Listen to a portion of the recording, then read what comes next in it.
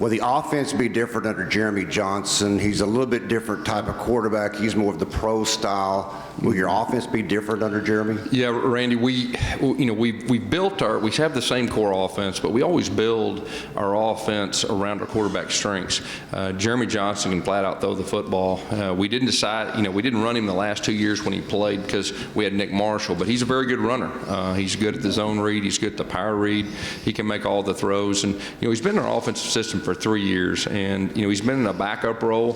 He's got a lot of reps with the ones, which I think helps him, and so he's a little more mature than a lot of guys that are making their first start as far as the whole season's concerned. We'll switch sides of the room. Stay on the front row. Go ahead.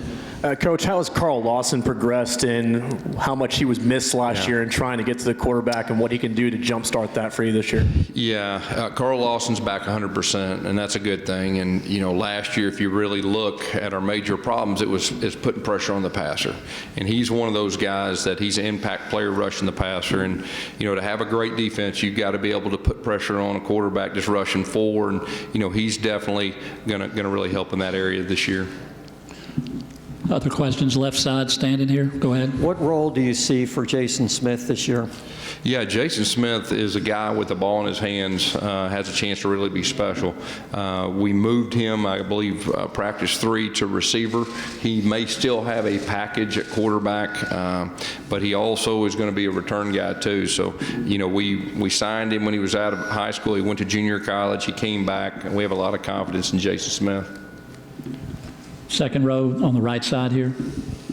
Coach, the defensive backs, you got the transfer Countess coming in from Michigan and Jonathan Jones returning, but with some veteran names there, it seems a little thin. How do you feel about the defensive backfield? Yeah, I think you're exactly right. We'll have guys that will start out that do have some experience, either starting for us or experience starting for other places. Trey Matthews, another guy. But depth is definitely a concern on the back end. We're going to have to rely on some young guys to give us some depth on the back end, and I would say that's probably Will's major concern right now. Other questions for Coach Malzahn? Second row. Go ahead.